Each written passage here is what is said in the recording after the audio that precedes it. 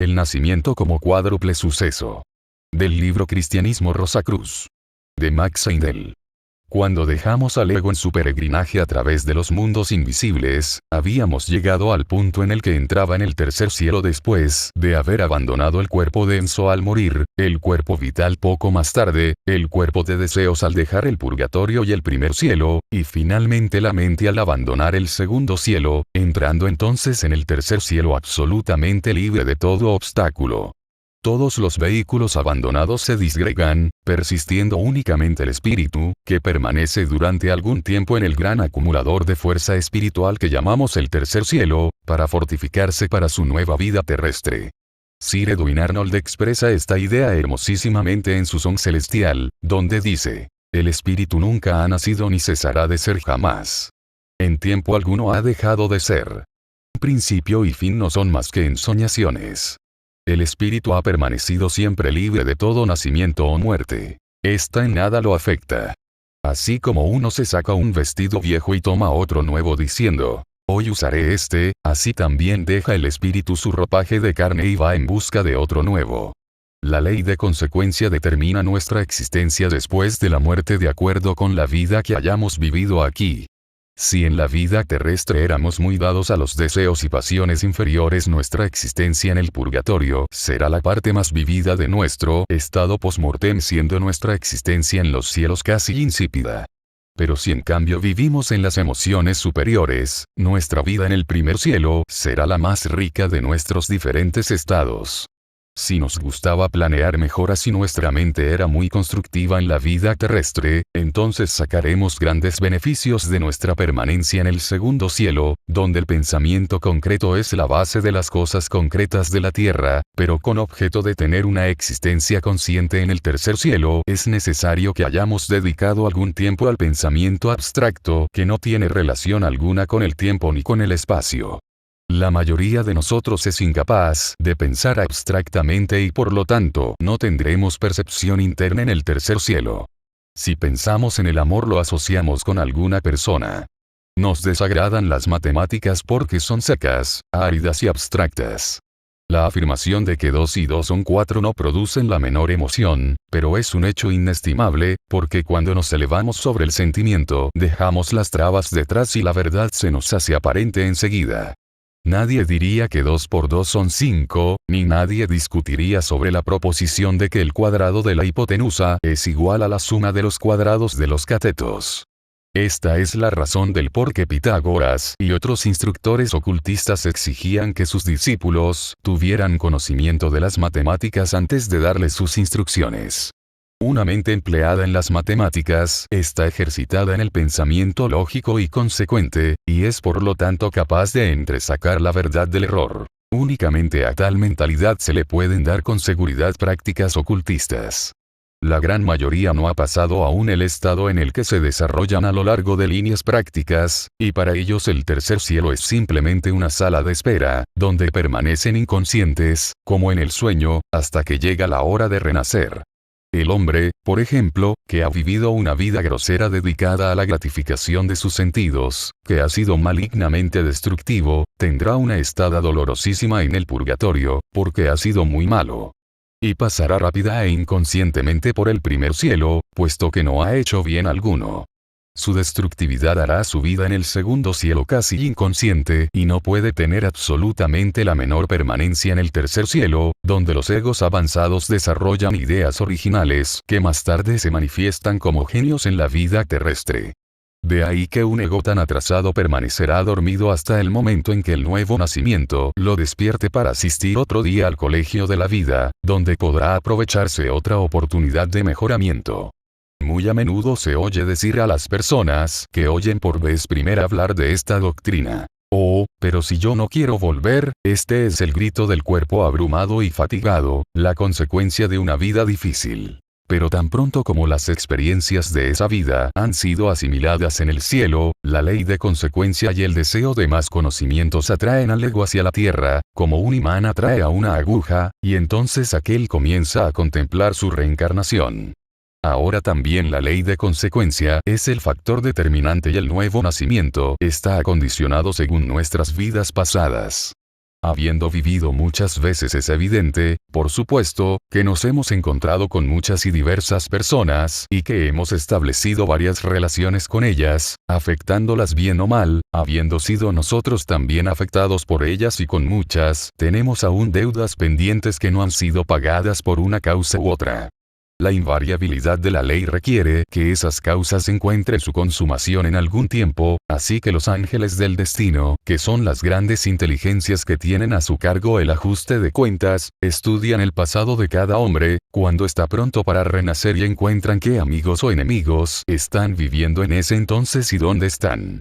Como que hemos hecho un número enorme de relaciones en nuestro pasado, generalmente encuentran diversos grupos de tales personas que están viviendo en la Tierra, y si no existen razones especiales que obliguen a elegir a uno de ellos, los ángeles del destino permiten al ego la elección de las oportunidades que se ofrecen.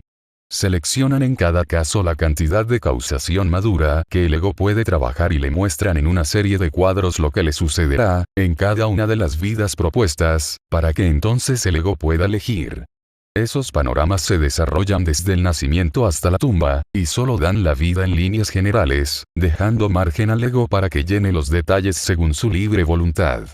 Vemos, pues, que el ego tiene cierta libertad en cuanto al lugar de su renacimiento y puede decirse por consiguiente que en la mayoría de los casos estamos donde estamos porque así lo hemos elegido. No importe que no lo sepamos cerebralmente. El ego al nacer es todavía débil y no puede atravesar libremente el velo de la carne. Está aún demasiado dependiente de su personalidad inferior para ayudarla a crecer y cuanto más nos determinemos en nuestra mente cerebral a vivir para el yo superior tanto más nos aproximaremos al día en el que brillará la luz del ego y lo conoceremos todo. Cuando el ego ha hecho su elección, se encuentra limitado por ella y obligado a pagar las deudas contraídas en las vidas anteriores, deudas que están ya maduras para liquidarse. Eso es pues lo que forma el destino, o sean las condiciones fáciles o difíciles de la vida, lo que ya no puede cambiarse absolutamente. Cualquier tentativa para hacerlo quedaría frustrada, pero no se caiga jamás en la ilusión de creer que el propio destino lo impulsó a uno a hacer las cosas mal en algún tiempo. La ley trabaja únicamente para el bien, y como hemos visto, el mal hecho en cualquier vida es lo primero que se purga después de la muerte, únicamente subsiste la tendencia a seguir haciendo ese mal particular, subsistiendo también el sentimiento de adversión generado por el sufrimiento experimentado en el proceso de purificación. Cuando la tentación de cometer una mala acción similar venga en una vida posterior, ese sentimiento del pasado dolor que llamamos conciencia, nos prevendrá y alejará de caer en la tentación.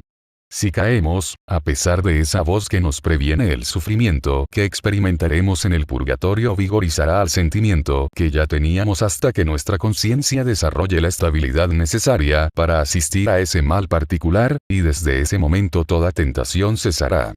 Vemos pues que ningún hombre está destinado siempre a cometer errores, y que por lo menos cada mala acción es un acto voluntario cometido a pesar de la resistencia de la conciencia ya desarrollada respecto a ese error en particular. Habiéndose pues decidido la cuestión respecto al renacimiento, el ego desciende primeramente a la región del pensamiento concreto, y empieza a atraer hacia sí los materiales necesarios para la nueva mente. Como dijimos anteriormente, el hombre se retira de sus diversos cuerpos en el transcurso de su carrera post-mortem, y esos cuerpos se disgregan, pero de cada uno de ellos se salva un átomo, incluso de la mente, y estos llamados átomos simiente forman el núcleo de las nuevas vestiduras con las que aparecerá el espíritu en la próxima vida. Cuando el ego desciende a la región del pensamiento concreto, las fuerzas latentes en el átomo simiente de la mente de sus vidas anteriores se pone en actividad y comienza a atraer materiales para una mente nueva, así como el imán atrae las limaduras de hierro por sus polos. Si pasamos un imán sobre una vasija llena de limaduras de latón, hierro, oro, estaño, plata, etc., veremos que solo atrae las limaduras de hierro, y eso únicamente en determinada cantidad de acuerdo con su poder. Su poder atractivo está limitado a cierta cantidad de una clase determinada.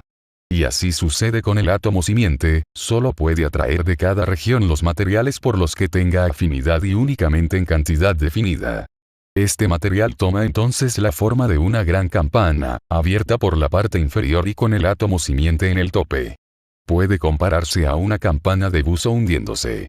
Los materiales sacados de cada dominio y agrupados en la campana aumentan su peso de manera que la hacen hundirse más y más hasta que se llega al fondo. De esta suerte el ego se sumerge en la región del pensamiento concreto y en el pasaje el átomo simiente va juntando los materiales para la nueva mente. El descenso continúa. El ego, encerrado en su vestido en forma de campana, se sumerge en el mundo del deseo. Entonces se despiertan las fuerzas del átomo simiente de su anterior cuerpo de deseos y se coloca en la parte interior de la campana cerca del tope. Desde allí atrae hacia sí los materiales en la cantidad y calidad requerida para la vuelta del ego con un nuevo cuerpo de deseos apropiado a sus necesidades particulares, así que cuando alcanza la región más densa del mundo del deseo la campana tiene dos capas, la de materia mental al exterior y la de materia de deseos al interior. Al seguir el descenso el espíritu entra en la región etérica, donde se juntan los materiales para el nuevo cuerpo vital y con una parte de ese material los agentes de los ángeles del destino hacen un molde o patrón, que se coloca en la matriz de la madre, para que dé forma apropiada al cuerpo denso, en tanto que el átomo simiente se coloca en el semen del padre. Sin la presencia de ambos factores ninguna unión sexual daría resultados, y cuando un matrimonio es estéril, aunque ambos cónyuges gocen de plena salud y deseen tener hijos, eso significa simplemente que ningún ego se siente atraído por ellos. Tan pronto como se ha colocado el cuerpo vital del ego, envuelto en su cubierta acampanada, flota constantemente cerca de su futura madre. Esta hace únicamente el trabajo sobre el nuevo cuerpo de deseos en los primeros 18 o 21 días después de la fertilización, y entonces el ego entra en el cuerpo de la madre y la campana cubre entonces al feto, cerrándose la abertura de la parte inferior. El ego se encuentra, pues, una vez más encarcelado en su casa prisión del cuerpo denso. El momento de entrar en la matriz es uno de los de mayor importancia en la vida, porque cuando el ego se pone en contacto, por vez primera con el mencionado modelo del cuerpo vital ve nuevamente el panorama de su vida venidera, que ha sido impreso en ese modelo por los ángeles del destino con objeto de darle las tendencias requeridas para liquidar la causación madura en la vida que va a empezar. Pero entonces el ego está ya tan cegado por el velo de la materia que no puede reconocer más el buen fin que se persigue con tanta claridad como cuando hizo su elección en la región del pensamiento abstracto y, a veces, cuando se le revela una vida particularmente dura y difícil el ego, ante esa visión en el momento de entrar en la matriz de la madre, queda tan aterrorizado que trata de escaparse. Sin embargo, ya no puede cortar la conexión pero puede torcerla, así que en lugar de estar el cuerpo vital concéntrico con el cuerpo denso, puede quedar la cabeza vital sobre la del cuerpo denso. Entonces se produce un idiota congénito. Aún bajo las condiciones más favorables, es una gran violencia para el ego el entrar en la matriz, y los padres deberían evitar el hacerle esto más desagradable de lo necesario. Nunca podemos tener suficiente cuidado. Las relaciones tirantes entre los padres en los periodos críticos de la gestación, especialmente al principio, puede algunas veces producir el caso mencionado en último lugar. Antes del acontecimiento que llamamos nacimiento el hombre naciente queda encerrado en otro cuerpo, el de la madre, quedando así incapaz de ponerse en contacto directo con el mundo de los sentidos. Esta reclusión es necesaria para desarrollar el organismo hasta el debido grado de madurez para que quede en aptitud de recibir esas impresiones por sí mismo. Cuando se alcanza ese punto la cubierta protectora de la matriz se abre y el nuevo ser humano entra en la arena del mundo. Como hemos visto, el hombre es mucho más que un mero cuerpo denso, y no debe creerse que todos sus vehículos se encuentran en igual grado de madurez cuando nace en el mundo físico. En realidad no lo están. El cuerpo vital crece y madura dentro de su cubierta de éter hasta el 7º año al cambiar los dientes. El cuerpo de deseos necesita se lo proteja contra las tempestades del mundo del deseo hasta los 14 años, que es cuando nace. A esto se le llama pubertad. Y la mente no está suficientemente madura como para desprenderse de su cubierta protectora hasta que el hombre alcanza su mayoría de edad, más o menos a los 21 años. Estos periodos son solo aproximadamente correctos, porque cada persona difiere de todas las demás respecto a estos periodos. Los intervalos indicados son suficientemente aproximados. La razón de este lento desarrollo de los vehículos superiores es debido al hecho de que son adiciones comparativamente recientes en la economía del ego, mientras que el cuerpo denso ha tenido una evolución mucho más larga y es por consiguiente el instrumento más perfecto y valioso que tenemos. Algunas personas que tienen conocimiento por vez primera de la existencia de los vehículos superiores están constantemente hablando y pensando en lo lindo que sería volar en el cuerpo de deseos dejando el físico, vil y bajo, lo que demuestra que aún no han aprendido a apreciar la diferencia entre más elevado y perfecto. El cuerpo denso es una maravilla de perfección, con su esqueleto fuertemente articulado, sus delicados órganos de los sentidos y su coordinante mecanismo nervioso y cerebral que lo hace superior a cualquier otro mecanismo del mundo. Mirado en detalle, tomemos por ejemplo el hueso largo del muslo, el fémur, y examinemos su extremidad. Si lo cortamos veremos que únicamente una capa finísima está hecha de hueso compacto. Está atravesado por fibras entrecruzadas de hueso esponjoso, que lo hace prodigiosamente fuerte, unido a una ligereza notable, cosa que no podría construir el más experimentado arquitecto o ingeniero, pues está más allá de todo cálculo. Por lo tanto, aunque comprendamos que algún día del distante futuro nuestros vehículos superiores alcanzarán una perfección mayor que la de nuestro cuerpo denso, debemos recordar que actualmente están más o menos inorganizados y son de poco valor cuando están desprendidos del cuerpo físico perfecto, y en todas las cosas deberíamos dar gracias a los exaltados seres que nos ha ayudado a desarrollar este espléndido instrumento con el que estamos funcionando en el mundo como seres humanos conscientes de sí mismos y siguiendo nuestro destino vida tras vida, haciéndonos cada vez más semejantes a nuestro Padre que está en los cielos. Vemos pues que el nacimiento es un suceso cuádruple, y con objeto de cumplir nuestros deberes de educadores, es absolutamente necesario que conozcamos esto y los hechos que lo siguen. No podemos sacar fácilmente al niño no nacido de la matriz y exponerlo a los choques del mundo externo. Eso lo mataría. Y es igualmente peligroso romper las matrices de los cuerpos invisibles y poner al niño aún no maduro a los choques del mundo moral mental, y aunque tales cosas no siempre produzcan la muerte del cuerpo denso invariablemente botan su capacidad, porque toda perturbación de cualquier cuerpo es en detrimento de los otros vehículos. Para educar al niño propiamente es por lo tanto necesario tener un conocimiento de los efectos de la educación sobre los diferentes vehículos y los métodos convenientes que deben emplearse, teniendo siempre en cuenta que las reglas generales no siempre pueden aplicarse en casos individuales. Hemos visto que cuando el ego ha acabado su día en la escuela la fuerza centrífuga de repulsión desprende de él cuerpo denso al morir, y más tarde al cuerpo vital, que es el próximo más denso.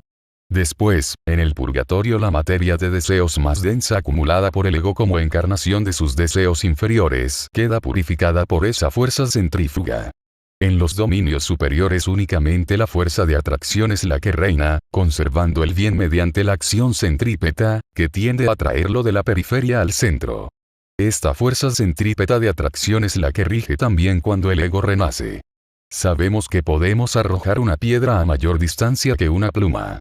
Por lo tanto la materia más densa es arrojada hacia afuera por la fuerza de repulsión, y por la misma razón la materia más densa por medio de la cual el ego encarna la tendencia hacia el mal se absorbe hacia adentro, hacia el centro por la fuerza centrípeta de atracción, siendo el resultado que cuando nace el niño todo lo mejor y más puro aparece en el exterior. El mal latente no se manifiesta generalmente hasta después de haber nacido el cuerpo de deseos, alrededor de los 14 años, y entonces las corrientes de ese vehículo comienzan a fluir hacia afuera por el hígado. Entonces es cuando el ego comienza a vivir su vida individual y muestra lo que está dentro. Los astros son el reloj del destino. Ellos determinan las tendencias ocultas, y si bien los astrólogos son falibles al predecir los sucesos, un astrólogo bueno y cuidadoso podrá revelar el carácter de una persona correctamente en el 99% de los casos. De esta manera, los padres pueden obtener una guía segura sobre el aspecto oculto de la naturaleza del niño. Pero es muy fácil hacer un horóscopo, así que siempre es mejor para los padres el aprender a hacerlo que el confiar en un extraño. Así adquirirán una percepción mucho más profunda del carácter del niño. Con el nacimiento físico el cuerpo denso comienza a sentir los choques del mundo externo, que actúan sobre él así como las fuerzas del cuerpo de la madre actuaban en él anteriormente. Lo que hicieron estas durante la vida antenatal, lo continúan haciendo los impactos de los elementos durante toda la vida física. Desde los 7 años o desde el cambio de los dientes, empieza a obrar otra actividad, que es muy diferente de las actividades de las subsiguientes épocas de la vida.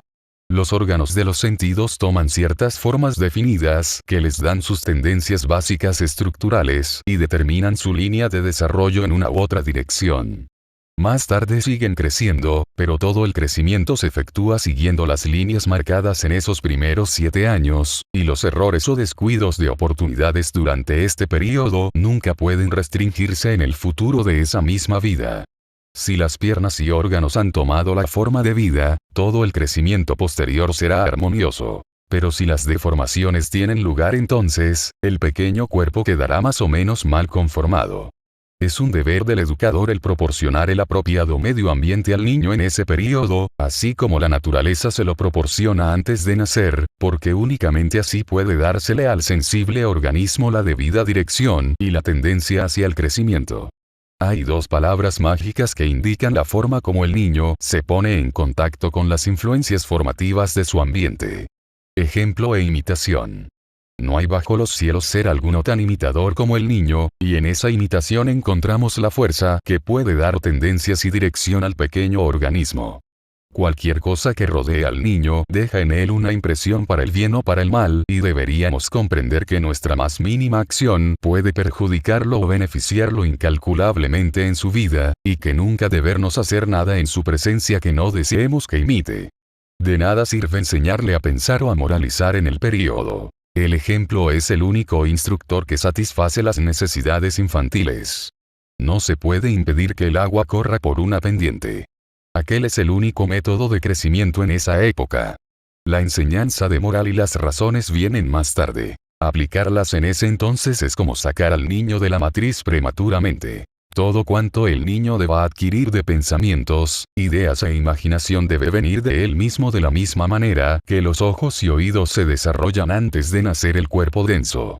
Al niño deben dársele juguetes sobre los cuales pueda ejercitar su facultad imitativa, algo con vida, o una muñeca articulada, de manera que se le pueda colocar en diferentes posiciones, permitiendo que el niño la vista por sí mismo. De esa manera ejercita su fuerza formativa convenientemente.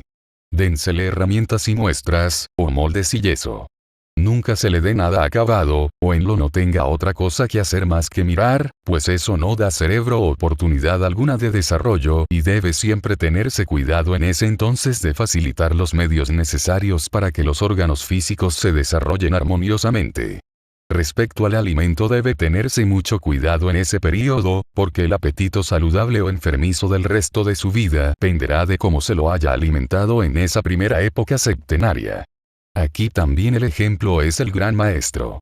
Los manjares sumamente condimentados y cocinados destruyen al organismo. Cuanto más sencillo es el alimento y cuanto más se le mastica, tanto más estimulará el apetito saludable que guiará al hombre a través de su vida y le proporcionará la salud del cuerpo con la lucidez mental que desconoce el glotón. No tengamos pues una clase de comidas para nosotros y otra para nuestros niños. En caso contrario podríamos impedirles comer ciertas cosas en casa, pero les produciríamos al deseo de buscar satisfacción cuando sean suficientemente grandes como para hacer su voluntad. La facultad imitadora se afirmaría entonces a sí misma. Respecto a los vestidos, estemos siempre seguros de que las ropas del niño sean suficientemente grandes, y reemplacémoslas tan pronto como se tornen pequeñas y molesten. Muchas naturalezas inmorales que luego han destruido toda una vida han sido despertadas por haber usado vestidos demasiado pequeños, especialmente cuando se trata de muchachos. La inmoralidad es una de las peores y más tenaces plagas de nuestra civilización. Para salvar a nuestros niños atendamos debidamente a este punto, y tratemos en cualquier forma de mantenerlos inconscientes de sus órganos sexuales antes de los 7 años. Los castigos corporales son factores poderosísimos para excitar la naturaleza sexual, y jamás deberían imponerse. Respecto a la educación del carácter, se verá que los colores son del mayor significado, y el asunto implica no solamente el conocimiento del efecto de los colores, sino particularmente el de los colores complementarios, porque estos últimos son los que obran en el organismo del niño. Si tenemos que tratar con naturalezas ardientes, inquietas, las ablandaremos y suavizaremos rodeándolas de rojo. Habitaciones, muebles y vestidos rojos producirán en el niño el efecto refrescante del verde y calmará sus nervios. El melancólico y letárgico se pondrá en actividad rodeándolo de azules o azules verdosos, colores que crean en los órganos infantiles el calor activo del rojo o del naranja. Los cuentos de niños de las nodrizas son de la mayor importancia en ese periodo. No importa nada el sentido que tengan, lo que importa es su ritmo. Este es de suprema importancia, pues construye los órganos tan armoniosamente como ningún otro medio puede producir. Por lo tanto, y una atmósfera alegre son los más grandes de todos los métodos educacionales, y servirán de mucho aun cuando falten los otros. A los 7 años el cuerpo vital del niño ha alcanzado la perfección suficiente como para permitirle recibir el contacto del mundo externo. Entonces rompe su cubierta etérica protectora y comienza su vida libre. Ahora llega pues el momento en el que el educador debe trabajar sobre el cuerpo vital, ayudándolo en la formación de la memoria, de la conciencia, de los buenos hábitos y de un carácter o temperamento armónico. Autoridad y aprendizaje son las palabras de base de esta época, cuando el niño está aprendiendo el significado de las cosas. En la primera época aprende a saber que las cosas son, pero no se le debe imponer de su significado, salvo que lo pregunte por sí mismo, pero en la segunda época, desde los 7 a los 14 años, es esencial que el niño aprenda a conocer lo que significan, pero debe aprender a tomar esas cosas bajo la autoridad de los padres o maestros, recordando de memoria sus explicaciones, más bien que razonando sobre ellas, porque la razón pertenece a un desarrollo posterior, y si bien puede hacerlo por propia iniciativa con provecho propio, es muy peligroso forzarlo en ese periodo a pensar. Con objeto de que el niño derive el beneficio apropiado de las enseñanzas de sus padres o maestros, es necesario, por supuesto, que sienta la mayor veneración por ellos, que admire su sabiduría, y que nosotros nos portemos convenientemente para que pueda siempre retener el ejemplo, porque si ve en nosotros frivolidades, si escucha conversaciones banales o ve mala conducta, lo privaremos de la mayor fuerza en su vida, la fe y la confianza en los demás. En esta edad es cuando se forman los cínicos y los escépticos. Somos responsables ante Dios de las vidas encomendadas a nuestro cuidado y tendremos que responder ante la ley de consecuencia de nuestras negligencias o de que por nuestra atolondrada conducta hayamos desaprovechado la oportunidad de guiar los primeros pasos de un ser en el verdadero camino, porque el ejemplo es mejor que el precepto. De poco sirven los consejos. Mostremos al niño ejemplos vivientes de los efectos de la virtud y del vicio, pintemos ante su joven fantasía cuadros del borracho y del ladrón, y otro del santo y del justo. Esto afectará su cuerpo vital de tal manera que sentirá repulsión por los unos y ardientes propósitos de imitar a los otros.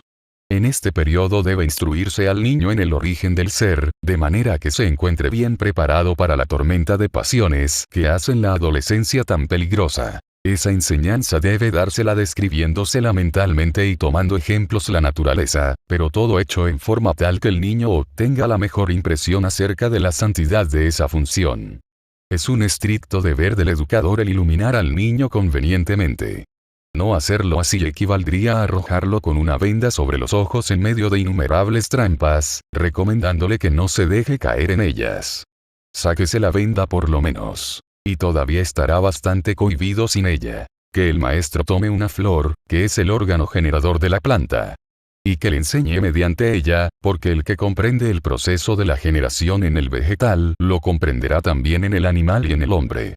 No se cometa el error de dar al niño muchos nombres para que los recuerde, como estambres, pistilos, corolas, etc., de las flores. Eso frustraría nuestro objeto, cansando al niño del estudio. Como si les contara un cuento, el instructor ingenioso puede relatarles la historia de una flor de la manera más interesante y entretenida, y puede poner como un halo de belleza y santidad en torno del acto generador, lo que flotará sobre el niño durante toda su vida, protegiéndolo contra la tentación en la prueba, cuando el fuego de las pasiones surge en torno de él. Sabemos que los estambres y el polen son machos, que el pistilo y el óvulo son hembras, así como que hay flores de un solo género, mientras que otras tienen estambres y pistilos a la vez. Sabemos también que las abejas tienen unas como canastitas para polen en sus patas y llevan ese polen a los pistilos de otras flores. Allí aquel obra sobre el óvulo que entonces se fertiliza y es capaz de convertirse en semillero de nuevas plantas y nuevas flores. Con estos datos y algunas flores, juntemos los niños y hagámosles ver cómo las flores se parecen a las familias. Algunas, las de estambres, son solo varones, mientras que otras, las de pistilos, son mujeres, y algunas son a la vez varones y mujeres. Las flores varones, el polen, son tan aventureras como los jóvenes humanos, que van por el inmenso mundo en corceles alados, las abejas, como los caballeros de los antiguos tiempos, buscando las princesas encarceladas en sus mágicos castillos, el óvulo del pistilo. El diminuto caballero de la flor baja de su dragón, la abeja, y empieza a buscar el camino que lo conduzca a la cámara secreta donde se encuentra la princesa, el óvulo. Entonces se casan y tienen muchos hijitos, pequeñas flores machos y hembras. Esta narración puede variarse y ser embellecida por la fantasía del educador, pudiendo complementarla con historia de aves y animales. Esto despertará en el niño la comprensión de la génesis de su propio cuerpo, lo que lo impondrá de la dulce historia de papá y mamá relacionándola con el lindo relato de las flores, y así se evitará hasta el más mínimo pensamiento de odio relacionado con el nacimiento en la mente del niño. El cuerpo de deseos nace a los 14 años, en la pubertad. Entonces los sentimientos y pasiones empiezan a ejercer su poder sobre el adolescente, porque la matriz que protegía al cuerpo de deseo se ha roto. En la mayoría de los casos este es un tiempo de prueba, poco peligroso para el adolescente que ha aprendido a mirar a sus padres o maestros con reverencia, porque entonces estos le servirán de áncora de fortaleza contra las acometidas de las sensaciones. Si se ha acostumbrado a aceptar las afirmaciones de sus mayores con confianza y ellos le han transmitido sabias enseñanzas, le desarrollará un inherente sentido verdad que será una segura guía y únicamente en la justa medida en que haya fallado, estará expuesto a ir a la deriva. Ha llegado ya el tiempo de que investigue las cosas por sí mismo y de que se forme opiniones individuales, y ahora es cuando debemos inculcarle la necesidad de investigar cuidadosamente antes de juzgar nada, y de que cuanta más fluidez conserven sus opiniones tanto más fácil le será examinar nuevos conocimientos. De esta manera alcanzará su mayor edad a los 21 años, cuando la mente se liberta del todo, y podrá llenar su lugar en el mundo como ciudadano íntegro y recto, que acreditará a los que cuidaron de él con amor en sus años de desarrollo, convirtiéndolo en un hombre ecuánime y enérgico. Del libro Cristianismo Rosacruz. De Max Seidel.